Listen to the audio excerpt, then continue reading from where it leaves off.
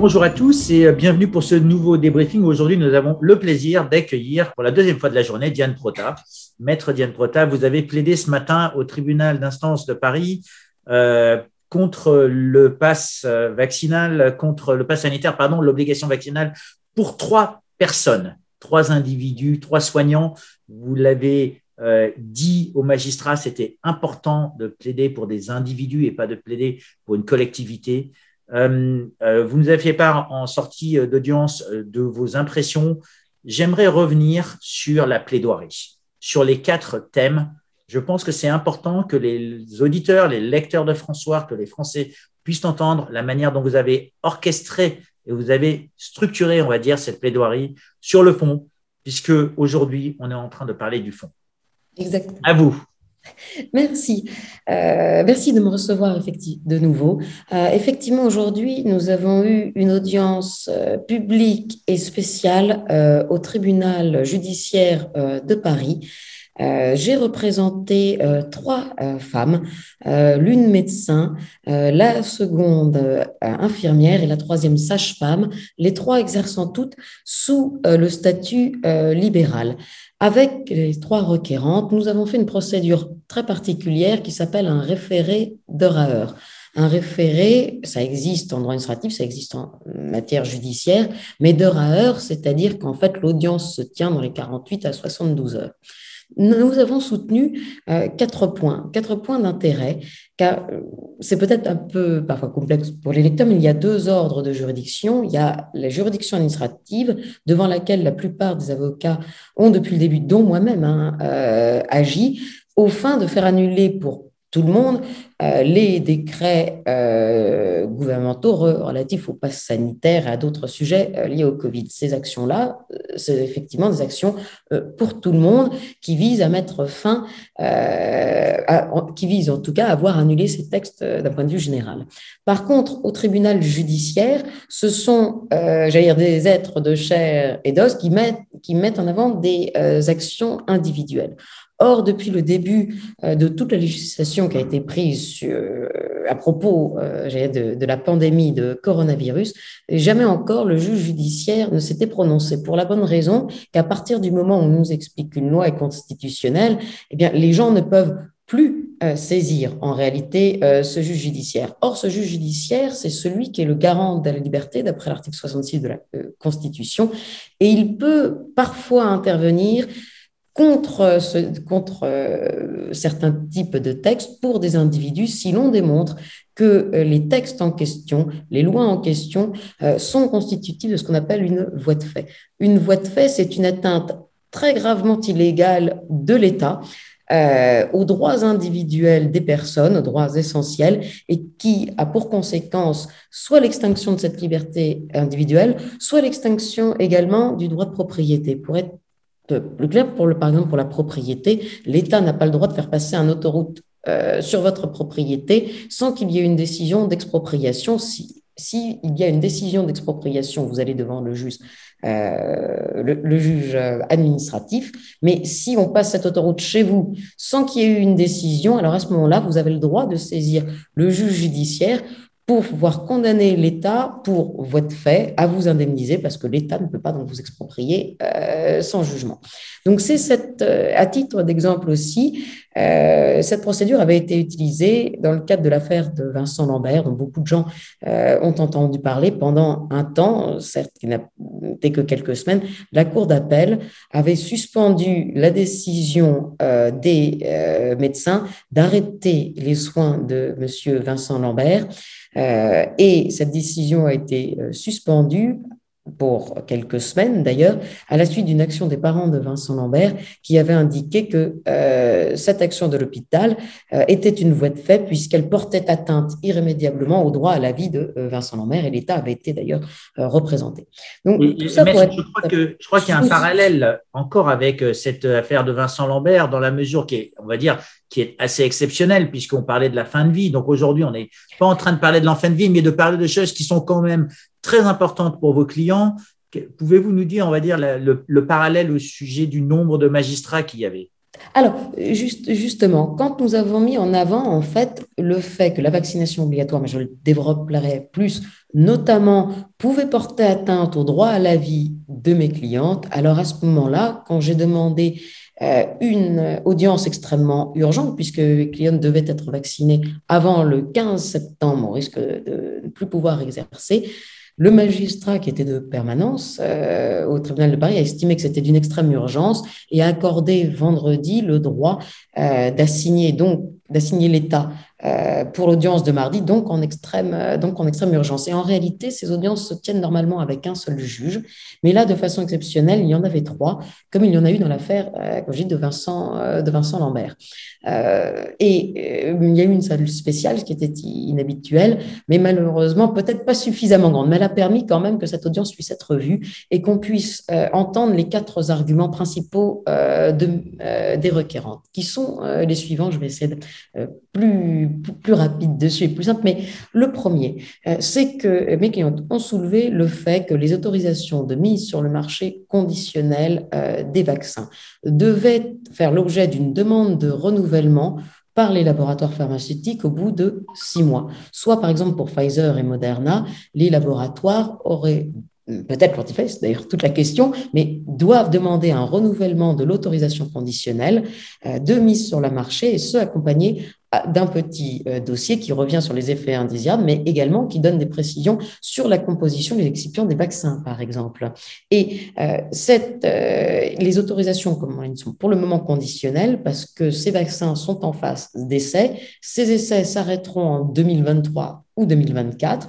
À ce moment-là, on délivrera aux laboratoires pharmaceutiques ou non des autorisations définitives pour ces vaccins. Mais en attendant, en 2024, depuis 2020, chaque année, ces autorisations conditionnelles doivent être renouvelées. Pour qu'elles soient valablement renouvelées, les laboratoires pharmaceutiques doivent présenter leur demande dans un délai de 6 mois à compter de la première autorisation.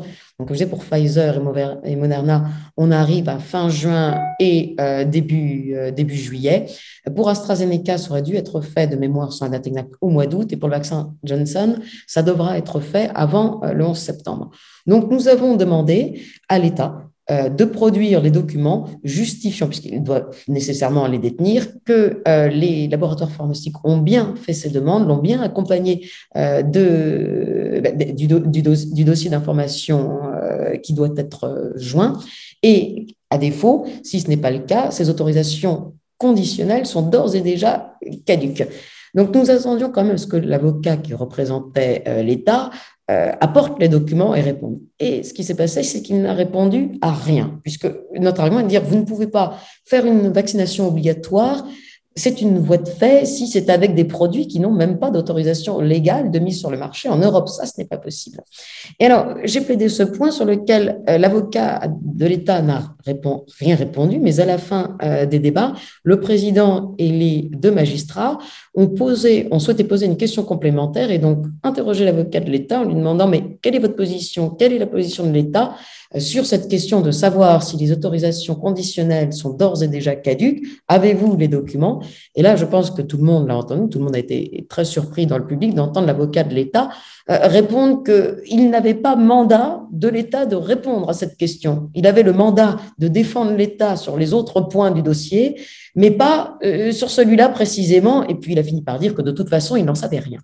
Et de ce fait, le président du tribunal a fait quelque chose de particulier. Il a demandé à son greffier d'acter officiellement la réponse de l'avocat de l'État. C'est-à-dire qu'il y a certains points, quand on est avocat, le magistrat prend des notes, mais tout ne se retrouve pas forcément dans le jugement. Ces notes lui permettent de réfléchir. Mais quand on fait acter un point précis, c'est parce qu'on veut qu'officiellement, il apparaisse dans le jugement. Donc, le jugement sera rendu le 10 septembre. Je ne sais pas encore quel il sera, mais dans tous les cas, il sera indiqué officiellement que l'avocat de l'État a répondu qu'il n'avait aucun élément et d'ailleurs rien à dire sur le fait de savoir si ces autorisations sont caduques ou non. Donc, je pense qu'au-delà des autres arguments sur lesquels on va revenir, c'est un point absolument essentiel et comme on l'a tout le public l'a entendu, ça doit être acté et ça doit être écrit dans le jugement qui sera rendu. Je pense que c'est un point absolument déterminant sur lequel nous avons tous besoin d'être éclairés.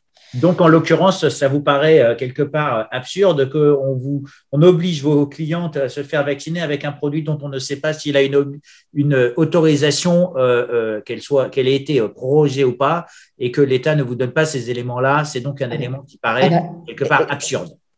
évidemment, et puis d'ailleurs choquant, dans la mesure où on rend la vaccination obligatoire.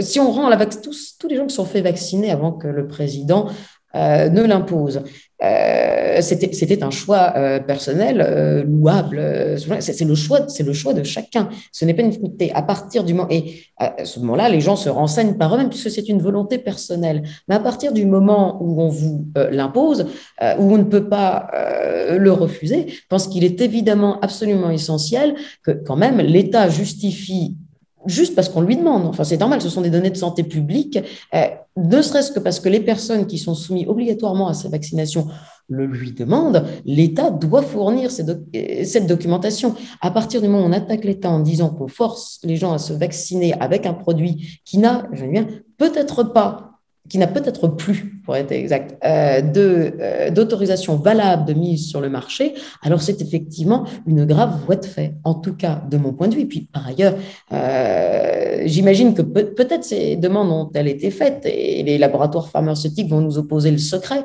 mais néanmoins, comment peut-on opposer un secret industriel en fait, ils vont l'opposer à l'État qui l'opposera aux citoyens. Mais comment peut-on faire ça alors que ce sont des données publiques de santé? On ne peut pas se retrancher, l'État ne peut pas se retrancher en disant mais je ne vous donne pas ces éléments parce que les laboratoires ne veulent pas me les donner. Enfin, c'est absurde et surtout dans la mesure où on force les gens à se vacciner avec. Donc, c'est un point. Ce serait une manière peut-être de violer le consentement éclairé. Si jamais on ne vous donne pas cette information, c'est-à-dire que cette information peut former une partie intégrale du consentement éclairé des individus à s'injecter un produit ou un autre. Évidemment, et puis d'ailleurs, j'imagine que s'il y avait eu un dossier particulier, tout le monde aurait été content de le savoir et de le lire. Il y a un tel débat actuellement qu'évidemment, ne pas avoir cette information quand on la demande à l'État éveille toutes les suspicions. C'est évident que dans ce cas très particulier d'une vaccination globale de tout le monde, mais au-delà de la France, et même de l'humanité tout entière qu'on n'a jamais vécue, cette question, on peut quand même, quand on assigne l'État et qu'on lui demande de justifier ce point d'irriment, l'État peut faire un effort avec son avocat et répondre quelque chose plutôt que d'avoir un avocat qui, d'ailleurs, sans critique pour mon confrère, qui a plaidé la moitié du dossier et qui avait donc le mandat pour le faire et qui a répondu que pour l'autre moitié qui était portante, il ne l'avait pas. Et en tout cas, ce qui est certain, c'est que je pense que les 3 magistrats qui ont fait acter cette réponse sont bien faits. Et que je crois que c'est quelque chose qui, dans cette décision qui sera rendue, est un point extrêmement important. Cela étant, nous avions quand même, au-delà de ça, soulevé plusieurs autres arguments sur lesquels j'ai revenu, parce qu'indépendamment de ça, il y aura donc d'autres choses à juger pour les magistrats. Le premier point, c'était d'expliquer qu'en réalité, l'article 12 qui prévoit l'obligation des soignants de se faire vacciner et l'article 14 de cette loi du 5 août 2021 qui a été jugé constitutionnel, mais ce point, l'article 2014 qui lui prévoit la sanction, à savoir l'interdiction professionnelle, nous avons soutenu que ces deux articles étaient constitutifs d'une voie de fait parce qu'ils violaient le droit à la vie, le droit à l'intégrité physique et morale, le droit au libre consentement libre et éclairé à un traitement médical et enfin le droit de propriété. Nous avons tenu le raisonnement suivant, c'est que beaucoup de gens ont entendu dire que la loi était constitutionnelle. Certes, elle a été déclarée constitutionnelle par le Conseil constitutionnel, mais il n'empêche que les conventions internationales sont supérieures et dont le droit européen ont une primauté absolue sur le droit français. C'est-à-dire que les juges qui ont entendu cette affaire peuvent tout à fait dire, certes, le Conseil constitutionnel a dit que c'était constitutionnel, mais moi je considère que c'est une violation des textes européens sur les droits de l'homme.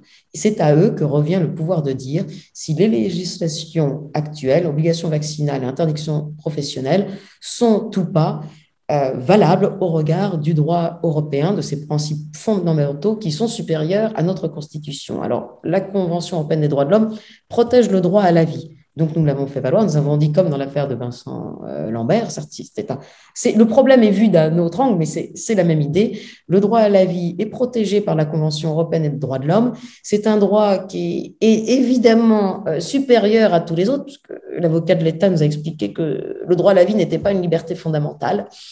Bon, j'allais dire que c'est un point de vue qui engage peut-être l'État, ou lui, mais en tout cas qui n'engage pas tout le monde, puisqu'évidemment, le droit à la vie, c'est la valeur fondamentale supérieure, et l'État ne peut y porter atteinte que dans un contexte éventuellement de guerre, ou si quelqu'un était condamné pénalement à une sentence capitale, mais ça n'existe plus d'ailleurs en Europe. Donc on ne peut pas justifier une atteinte à la vie par des questions de santé publique, ça c'est inexact. Et donc ce que nous avons fait valoir pour démontrer cette atteinte dangereuse au droit à la vie, c'est que le décret qui a été pris en application de la loi sur la vaccination obligatoire, un décret du 7 août, fixe de façon limitative et très strictement les contre-indications à la vaccination obligatoire. Alors ça, c'est un véritable problème parce que ce décret, comme il y a 2 injections, ne prévoit pratiquement aucune exception à la première injection. Sauf des syndromes systémiques pédiatriques de façon assez étonnante, alors que pour les vaccinations, je veux dire, pas encore obligatoire pour les enfants. Mais il n'y a pratiquement aucune possibilité de ne pas se soumettre à la première injection. Par contre, il est écrit dans ce décret que si on a fait une réaction grave, hein, je le dis bien, à cette première injection, alors peut-être peut-on être dispensé de la deuxième. Et les cas graves qui sont listés par le gouvernement, c'est la myocardite et le syndrome de Guillain-Barré, qui est une maladie neurodégénérative très grave. Et à partir du moment, indépendamment de toute considération ou débat scientifique, si on se penche sur une question juridique, eh bien, alors, ce décret, puisqu'il a fixé de façon limitative ces deux possibilités d'effets graves, ça veut dire que le législateur ou le gouvernement reconnaît qu'ils existent. Donc, potentiellement, même si quelqu'un de vacciné protège, je ne sais pas, 10 000 ou 1000 personnes ou 15 000 personnes, peu importe, ça ne permet pas à l'État de mettre en balance la vie des gens et d'imposer cette vaccin obligatoire aux requérantes qui peuvent en mourir puisque ces 2 maladies sont mortelles et elles sont listées. On ne peut pas mettre en balance la vie des gens en disant on va potentiellement faire prendre un risque mortel à des gens en bonne santé pour en sauver éventuellement d'autres et on ne sait pas combien.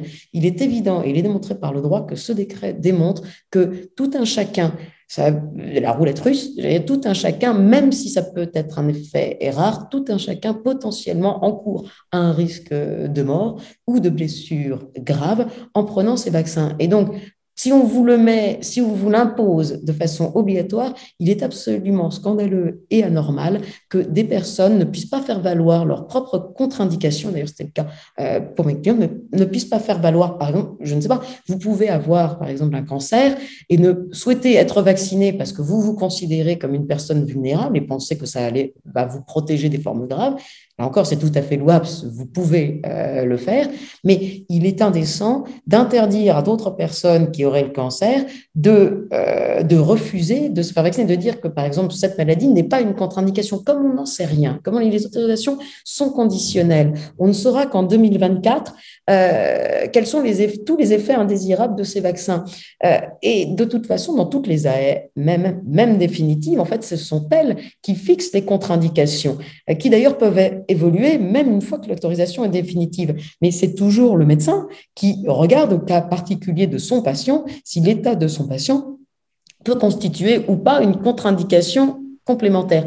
On n'en a jamais vu que l'État fixe d'un point de vue limitatif les contre-indications à un vaccin. Et comme on le voit, en plus, la contre-indication, pour l'avoir, il faut quand même avoir eu l'effet grave du premier.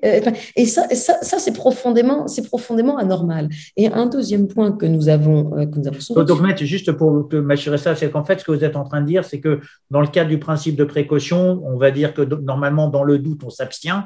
Et qu'aujourd'hui, en fait, vous êtes en train de dire on fait fi de tout doute et on ne s'abstient pas. Donc, quelque part, on bafoue ce principe de précaution qu'on a aussi inscrit dans la loi en France. Ah, mais tout à fait, évidemment. Mais même la logique intellectuelle, si vous avez un vaccin à deux inoculations, si on vous dit que la seule contre-indication qu'il existe, c'est d'avoir fait une réaction potentiellement mortelle à la première injection, évidemment, on réduit tout. Mais on exclut quand même tout un tas d'hypothèses médicales pour les gens qui peuvent être très nombreuses. On n'a aucun recul pour le moment. Alors, on entend effectivement au ministère nous dire, et des gens en général diront, on a vacciné 3 milliards de personnes d'ores et déjà, regardez, on est toujours aussi nombreux sur la Terre. J'allais dire peut-être, mais le fait est qu'on ne sait pas quelles sont ses conséquences et qu'a priori, elles sont potentiellement très graves parce que, comme on le disait, là, nous avons rappelé que la base EUDRA Vigilance, la base européenne de signalement des effets indésirables des médicaments. Si on se rend sur son site et qu'on se branche sur son mail, sur les questions des vaccins, on peut voir que les 4 vaccins confondus en Europe ont donné lieu à 850 000 déclarations d'effets indésirables, ce qui est hallucinant au regard du nombre, ce qui n'est jamais arrivé. Je dis, pour exemple, en France, d'après la base de la vigilance qu'on a pu voir, il y a eu 75 000 déclarations d'effets indésirables sur ces vaccins. Or, par exemple, pour la vaccination obligatoire des enfants, qui a été mise en œuvre en 2018 pour le tétanos et d'autres vaccins, on a suivi les effets indésirables et après l'injection de 38 millions de doses aux enfants, on a eu que 950 déclarations d'effets indésirables. Là, en France, on nous explique qu'on est à 41 millions de doses et on en est à 75 000 effets indésirables. Alors, évidemment, tous les effets indésirables ne sont pas nécessairement liés au vaccin, il va falloir investiguer. Mais ce qu'on voit sur la base de Dravigilance, c'est que Dravigilance dit comment se sont résolus les signalements. Alors, ce qui est écrit, c'est outcome. Donc, il y a écrit sur la base de Dravigilance, par exemple, issue fatale. Alors, c'est un exemple, mais par exemple, pour le vaccin Pfizer, il est indiqué par Odra Vigilance qu'il y a eu 1600 signalements d'effets indésirables d'ordre cardiaque qui ont eu une issue fatale. Alors, évidemment, on ne sait pas si c'est le vaccin ou si c'est autre chose qui a eu cette conséquence-là. Mais ce qui est certain, et ce que nous avons dit au tribunal, c'est que ce sont des gens qui ont signalé ce vaccin qui sont morts ensuite. Alors, ils l'ont signalé, donc c'est un effet potentiel. Et c'est des chiffres qui sont absolument considérables. Mais dans la mesure où ces chiffres existent, il est absolument indéniable que cette vaccination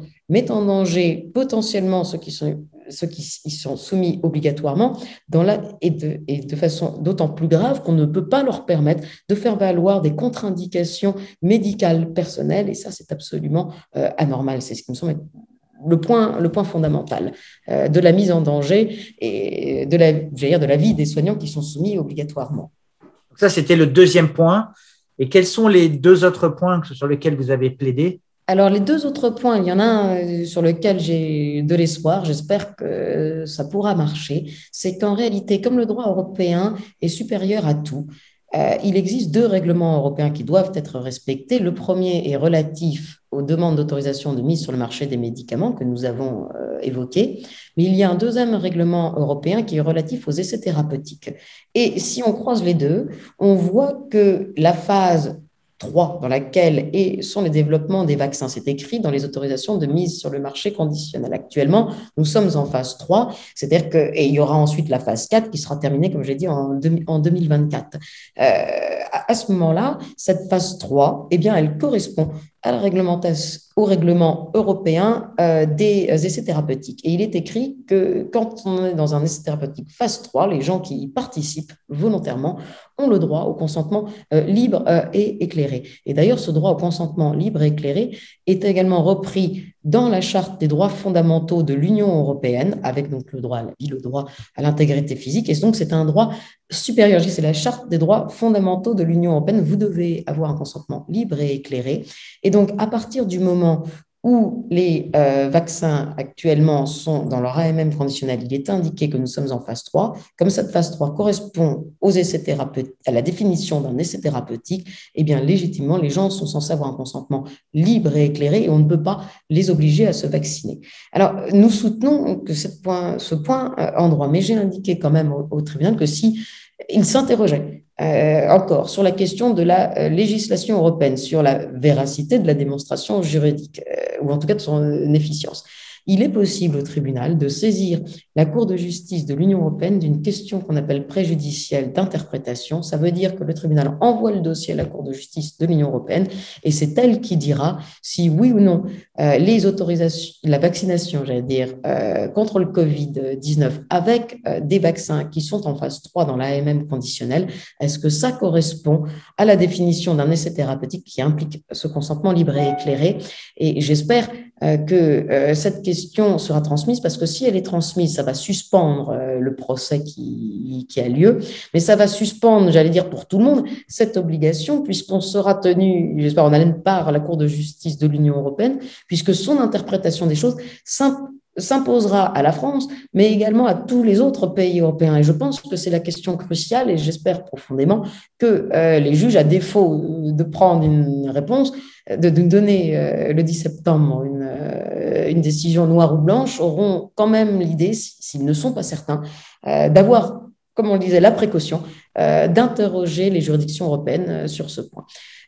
Et enfin, alors nous avons défendu quelque chose qui est le droit à la propriété. Alors, là, les requérants étaient des médecins au statut libéraux. Et en réalité, au niveau européen, on considère que est protégé le droit à la propriété, comme en France, mais sauf qu'il est protégé de façon plus globale, puisque les conventions européennes des droits de l'homme protègent un bien en ce qu'il est une valeur patrimoniale et, par exemple, protègent la clientèle des sociétés. Donc, nous avons soutenu que l'article 14, qui interdit aux médecins d'exercer, pour les libéraux, en tout cas, revenait, j'allais dire, à les exproprier de leur patientèle. Ils ont un droit, leur patientèle a une valeur patrimoniale, c'est ce qui leur permet de vivre, et il n'est pas possible d'avoir une loi qui répute les gens interdits d'exercer par le seul effet de la loi. Un praticien ne peut être interdit d'exercer que s'il a commis une infraction pénale dans le cadre de son exercice et qu'il est condamné d'ailleurs pour ça par les juridictions pénales, ou s'il est interdit d'exercice par son ordre professionnel qui considérera qu'il a commis une faute déontologique.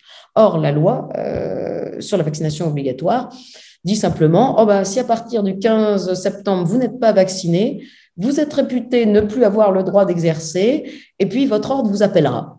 Et puis, ça s'arrête là. Il n'y a rien de plus dans la loi. Donc, ça correspond, selon nous, à être, en tout cas selon mes clientes, à être expulsé, j'allais dire, de son droit patrimonial sur sa patientèle. Et d'ailleurs, au bout du compte, on ne comprend pas, parce que finalement, comme il y a un libre choix du médecin, si certaines personnes non vaccinées veulent aller voir un médecin non vacciné, j'allais dire, chacun peut le faire. Je ne vois pas en quoi, puisqu'il s'agit d'une professionnelle libérale, en quoi cela pose une difficulté. Mais en tout cas, l'expropriation de ces biens, c'est une voie de fait. Et nous espérons que le tribunal retiendra cette argumentation, puisque, d'évidence, si vous faites annuler la sanction, eh bien évidemment, l'obligation par elle-même perd de sa portée, mais je trouve absolument anormal et répondant réellement à la question d'une voie de fait, d'exproprier quelqu'un de son activité professionnelle et de toutes ses sources de revenus sans aucun jugement par le simple effet de la loi. Donc, j'espère avoir bien résumé les quatre arguments et la décision sera rendue le 10 septembre. Eh bien, écoutez, Maître Prota, donc merci beaucoup de cet exposé qui est pour moi très clair. Vous aviez donc plaidé sur 4, on va dire, motifs, dont 3 sont applicables au plus grand nombre des soignants. Le dernier est au cas particulier des individus qui exercent en libéral. Cependant, on sait très bien que certains soignants qui sont salariés vont être suspendus avec des pertes de salaire. Donc, ça, quelque part, il y a sûrement un corollaire avec le droit du travail. En tout cas, vous avez plaidé cette voie de fait, vous nous l'avez expliqué. Revenez nous voir pour nous indiquer les résultats. Eh bien, écoutez, j'espère vraiment, parce que je pense que ça sera de toute façon un résultat intéressant dans tous les cas. Je pense que c'était bien qu'il y ait aussi enfin une audience réellement publique, publique limitée, mais réellement publique, auquel des gens ont pu assister. Voilà. Mais écoutez, merci beaucoup et je vous souhaite donc une excellente fin de journée. À vous également. À bientôt.